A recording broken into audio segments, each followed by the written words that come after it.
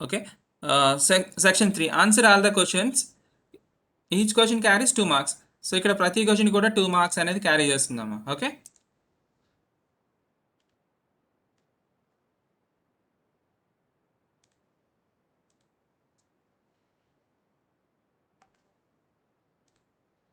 Okay, చూడండి, what is fluorosis? Fluorosis అంటే ఏంటి?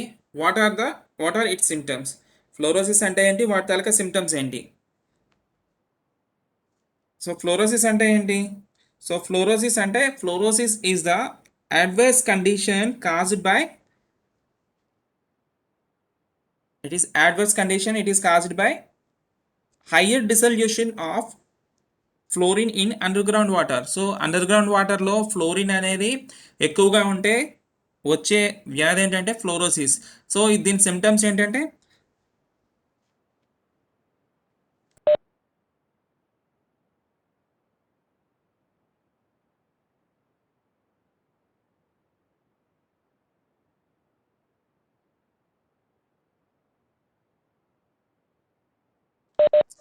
Okay, right a note on the process of budding.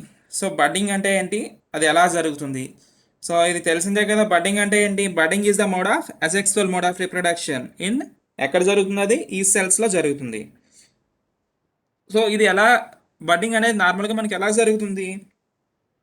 So usually a bud like structure arises from the parent organism or cell నుంచి కానీ లేదంటే parent organism కానీ ఒక బడ్ లాంటి structure అనేది అరైజ్ అవుతున్నాయి. ఆ అరైజ్ అయిన స్ట్రక్చర్ ఏమవుతుందంటే ఇట్ గ్రోస్ అండ్ డివైడ్స్. అంటే దాని లోపలికి ఏమవుతుందంటే ఆ యొక్క బడ్ లోపలికి మొత్తం సైటోప్లాజం అంతా కూడా ఈక్వల్గా డిస్ట్రిబ్యూట్ అయ్యి ఫైనల్గా అది డిటాచ్ అయిపోతుంది. ఓకేనా? సో దాన్ని బడ్డింగ్ అంటాం. ఎగ్జాంపుల్ ఎక్కడ జరుగుతుందంటే ఇది బడ్డింగ్ అనేది మనకి ఈస్ట్లో జరుగుతుంది. Okay, next 23 question. So prepare A questionnaire to ask nephrologist about the daily habits to retain your kidney healthy. So nephrologist అంటే ఎవరంటే, సో కిడ్నీస్కి సంబంధించిన వ్యాధుల గురించి కానీ కిడ్నీ గురించి కానీ వైద్యం చేసేవాడు నెఫ్రాలజిస్ట్ అంటారు. సో ఈ నెఫ్రాలజిస్ట్ని మన యొక్క కిడ్నీస్ ఎలాగ హెల్తీగా ఉంచుకోవాలని అడగాలనుకుంటే మనం ఏం క్వశ్చన్స్ అడుగుతాం? సో క్వశ్చన్స్ ఏం అడుగుతాం మనం నార్మల్గా? So what are the adverse effects caused to kidney by daily intake of high protein. So ఎక్కువగా ప్రోటీన్స్ తీసుకోవడం వల్ల కిడ్నీస్ మీద ఎలాంటి ప్రాబ్లం జరుగుతుందో ఒకటి అడుగుతాం. Next, how much of water sufficient to take per a day to retain our kidney healthy. So రోజుకి ఎన్ని లీటర్లు వాటర్ మనం తాగితే మన యొక్క కిడ్నీస్ మరలా హెల్దీగా ఉంచుకోవచ్చు. Thus consumption of alcohol effects kidney functioning. So alcohol consumption చేస్తే కిడ్నీ ఫంక్షన్కి ఏమైనా ప్రాబ్లం అవుతుందా? So what causes appearances of stones in kidneys. So kidney stones ఎలా ఫామ్ అవుతాయి? సో ఇలాంటి క్వశ్చన్స్ నార్మల్గా మనం నెఫ్రాలజిస్ట్ని కానీ లేదంటే అంటే ఏ ఒక్క డిసీజ్ సంబంధించిన డాక్టర్ దగ్గరికి మనం అలాంటి క్వశ్చన్స్ అడుగుతాం కదా. సో నార్మల్గా మనకి ఉండే లెసన్స్లో సో ఇలాంటి క్వశ్చన్స్ చాలా ఉన్నాయమ్మా. సో మనం ఇందా చూసాం 1 మార్క్లో ఇచ్చారు, ఇంకా 2 మార్క్స్లో కూడా వచ్చే అవకాశం ఉంది. సో నెక్స్ట్ ఇది 24th టేబుల్ కూడా చూడండి. Same, which part of plants are used to extraction of alkaloids. So ఆల్కలాయిడ్స్ని ఏ ప్లాంట్స్ నుంచి మనం ఎక్స్ట్రాక్ట్ చేస్తాం? ప్లాంట్లో ఏ పార్ట్ నుంచి ఎక్స్ట్రాక్ట్ చేస్తాం? సో ఈ ఆల్కలాయిడ్ టేబుల్ మీరు ఒకసారి క్లియర్గా చదివితే మీరు ఈజీగా దీన్ని ఆన్సర్ చేయొచ్చు. సో ఫస్ట్ క్వశ్చన్ చూడండి, which part of the plant are used as alkaloid. So ప్లాంట్లో ఏ పార్ట్ని మనం యూజ్ చేసి ఆల్కలాయిడ్గా మనం వాడతాం? సో ఇక్కడ చూడండి, పార్ట్ ఆఫ్ ద ప్లాంట్ ఇచ్చాడు కదా, ఆ టేబుల్లోనే ఆన్సర్స్ ఉన్నాయి. బార్క్, లీవ్స్, సీడ్స్, ఫ్రూట్స్ ఇవన్నీ కూడా ఏంటంటే ఆల్కలాయిడ్స్ని ప్రొడ్యూస్ చేస్తాయి ప్లాంట్లో. ఓకే, నెక్స్ట్ బి చూడండి, name the alkaloid which is used to prevent malaria. So malaria prevent చేయడానికి ఏ ఆల్కలాయిడ్ యూజ్ చేస్తాం? అక్కడ ఇచ్చాడు కదా మా యూజెస్, క్వశ్చన్లోనే ఆన్సర్స్ ఉంటాయి, మీరు క్లియర్గా చదివితే పెట్టేవచ్చు. So quinine is a anti malarial drug. Okay, next, the alkaloid nicotine is present in which part of the plant. ప్లాంట్లో అంటే నికోటిన్ అనే ఆల్కలాయిడ్ ఏ ప్లాంట్ పార్ట్లో ఉంటుంది? అది ఇదిగోండి ఇక్కడ ఇచ్చాడు కదా, nicotine part of the plant leaves uses insecticides. So leaves. So same ఇదే నికోటిన్ గురించి ఇందాక మనకి హాఫ్ మార్క్ క్వశ్చన్లో కూడా వచ్చింది. నెక్స్ట్ 4th వన్ చూడండి, which alkaloid is used to stimulate the central nervous system. Central nervous system stimulate చేసే alkaloid ఏంటి? సో మీరు కొత్తగా మీరు థింక్ చేయక్కర్లేదమ్మా, ఈ టేబుల్లో ఉంది చూడండి, కెఫిన్ కదా. కెఫిన్ అనేది ఏం చేస్తుందంటే సెంట్రల్ నర్వస్ సిస్టమ్ని స్టిమ్యులేట్ చేస్తుంది. ఓకే, నెక్స్ట్ 25th క్వశ్చన్ చూడండి. A person is injured while playing on the ground, blood is flowing continuously, what might be the reason. So ఒక వ్యక్తి ఆడుతూ పడిపోయాడంట. సో పడిపోయేటప్పుడు ఏం దెబ్బ తగిలాక కంటిన్యూస్గా బ్లడ్ అనేది అలాగ వచ్చేసింది. రీజన్ ఏమై ఉండొచ్చు? సో సాధారణంగా మనకి రెండు రీజన్స్ ఉన్నాయమ్మా. ఒకటి ఏంటంటే ఆ పర్సన్లో విటమిన్ కే డెఫిషియన్సీ అయినా ఉండాలి. విటమిన్ కే డెఫిషియన్సీ వస్తే ఏం జరుగుతుంది, అక్కడ విటమిన్ కే అనేది ప్రోథ్రాంబిన్ని యాక్టివేట్ చేయదు. ప్రోథ్రాంబిన్ యాక్టివేట్ చేయకపోతే కోఅగ్యులేషన్ అనేది జరగదు, అంతేనా? అదొక రీజన్. ఇంకొక రీజన్ ఏంటి, he may be suffered with the hemophilia. Hemophilia వల్ల సఫరింగ్ అయినా, అంటే హిమోఫిలియా అనే డిజార్డర్ వచ్చినా కూడా, సో వాటిలో దెబ్బలు తగిలేటప్పుడు రక్తం అనేది గడ్డ కట్టుకుని అలా కంటిన్యూస్గా ఫ్లో అవుతుంది. సో ఈ రెండు రీజన్స్ అవ్వచ్చు కదా. ఓకే, నెక్స్ట్ 26th క్వశ్చన్ చూడండి అమ్మా. Observe the given experiment and answer the questions given below. So ఇక్కడ మనకు ఒక ఎక్స్పెరిమెంట్ డయాగ్రామ్ ఇచ్చాడు. సో ఏంటి, ఒక ఎక్స్పెరిమెంట్ మనం అబ్జర్వ్ చేస్తే ఒక గ్లాస్ జార్ లోపల స్ప్రౌటెడ్ సీడ్స్, ఇంకా beaker with lime water. Sprouted seeds ఉన్నాయి, ఆ గ్లాస్ జార్ లోపల ఒక లైమ్ వాటర్ ఉన్న బీకర్ ఉంది. సో ఈ రెండింటి దానికి యూజ్ ఏంటి, అసలు మనం దేనికోసం ఇది యూజ్ చేస్తాము? సో నార్మల్గా మనకి ఈ యొక్క రెస్పిరేషన్ ప్రాసెస్లో కార్బన్ డైఆక్సైడ్ రిలీజ్ అవుతుంది అని ప్రూవ్ చేయడానికి దీన్ని వాడతాము. ఓకేనా, ఆ డయాగ్రామ్ ఇది. సో క్వశ్చన్ చూడండి, what is the aim of the experiment. ఈ ఎక్స్పెరిమెంట్ తాలూకు ఎయిమ్ ఏంటి, to prove carbon dioxide is evolve during the రెస్పిరేషన్లో కార్బన్ డైఆక్సైడ్ రిలీజ్ అవుతుందని మనం ప్రూవ్ చేయాలా, అది ఫస్ట్ది. సెకండ్ది ఏంటి, why lime water turns into milky వైట్గా లైమ్ వాటర్ ఎందుకు టర్న్ అవుతుంది, రీజన్ ఏంటమ్మా, రీజన్ ఏంటి, why lime water turns into milky వైట్గా ఎందుకు మారుతుంది? సో రీజన్ ఏంటి,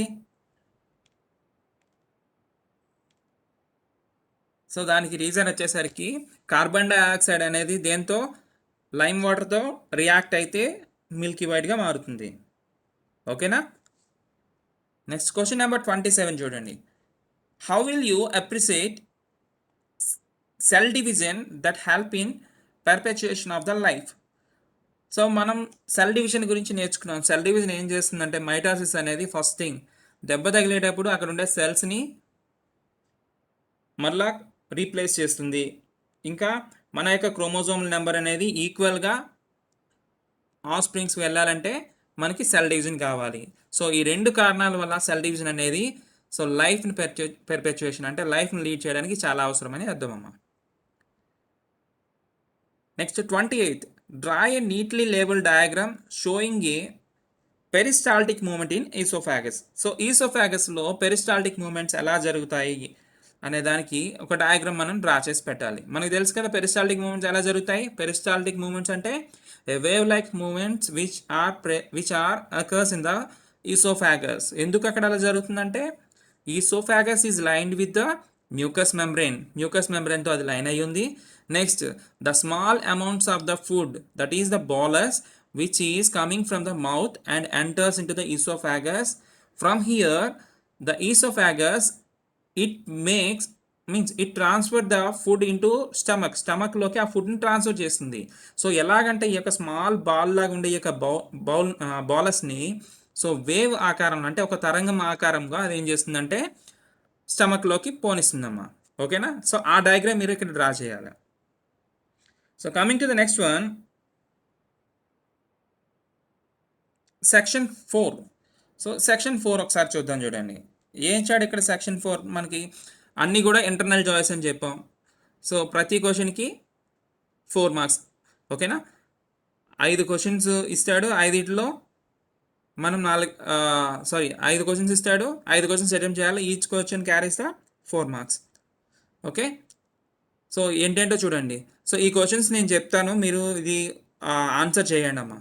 ఆన్సర్ చేయండి వైట్ పేపర్ మీద, లేదంటే మీ నోట్స్లో ఆన్సర్ చేయండి. ఓకే,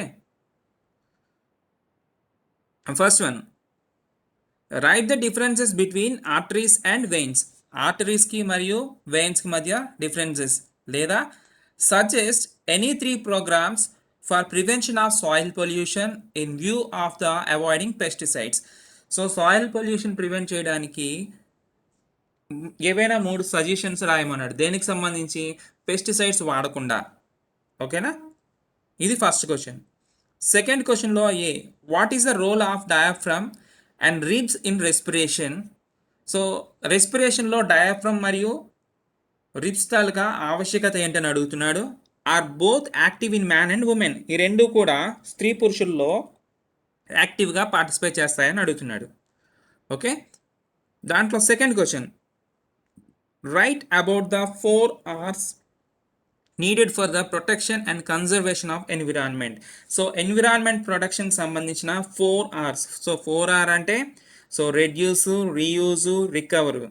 ఓకేనా, సో వీటికి సంబంధించి కన్జర్వేషన్ గురించి రాయమని చెప్తున్నాడమ్మా. సో యాక్చువల్గా ఈ కాన్సెప్ట్ తీసేశాడు, బట్ ఎందుకైనా బెటర్ నేర్చుకుంటే మంచిది.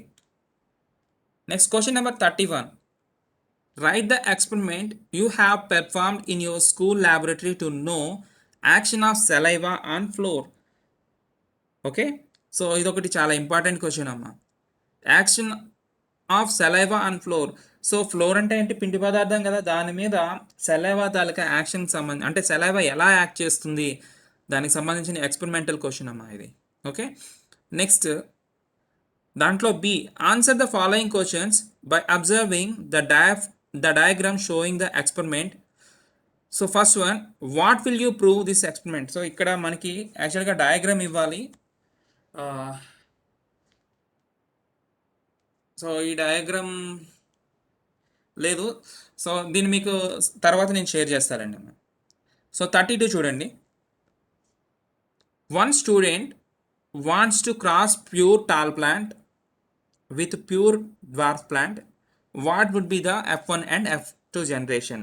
సో మనం ఇది మోనోహైబ్రిడే కదా, ఇక్కడ 2 క్యారెక్టర్సే ఇచ్చాడు కదా.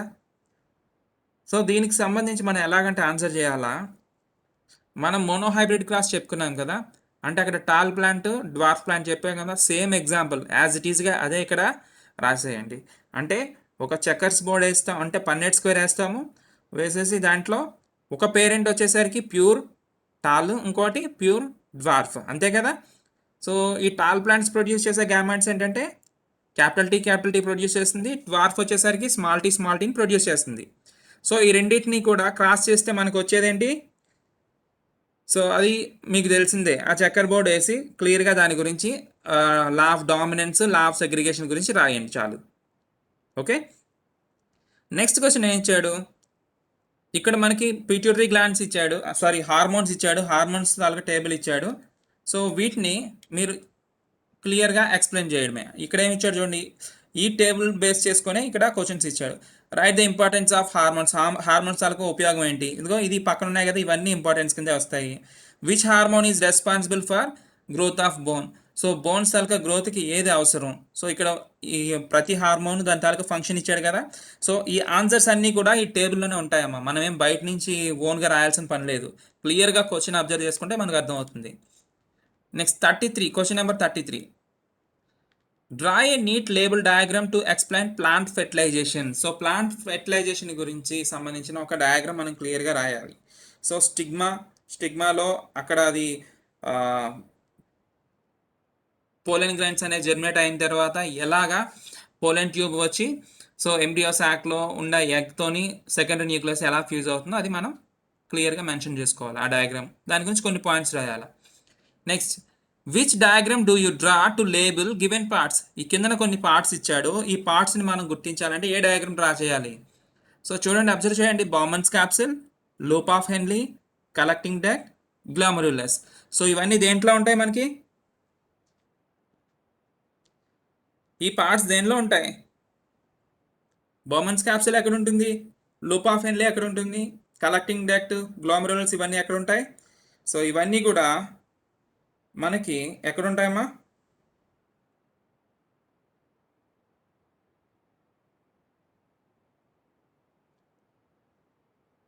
చెప్పాలి. సో ఇవన్నీ కూడా ఏంటంటే స్ట్రక్చర్ ఆఫ్ నెఫ్రాన్ స్ట్రక్చర్లో ఉంటాయి. సో డయాగ్రామ్స్ గురించి మనం ఒకరోజు క్లాస్ పెట్టుకుందాం. ప్రతి లెసన్కి సంబంధించిన డయాగ్రామ్స్ గురించి క్లియర్గా మరొకసారి డిస్కస్ చేసుకుందాం. ఓకేనా? సో మీన్ వైల్ ఇప్పుడు నేను చెప్పిన ఈ యొక్క 4 మార్క్స్ క్వశ్చన్స్ అన్నీ కూడా ఆన్సర్ చేసి నాకు ఒక 2 డేస్లో మీరు సబ్మిట్ చేయండి. ఓకే? సో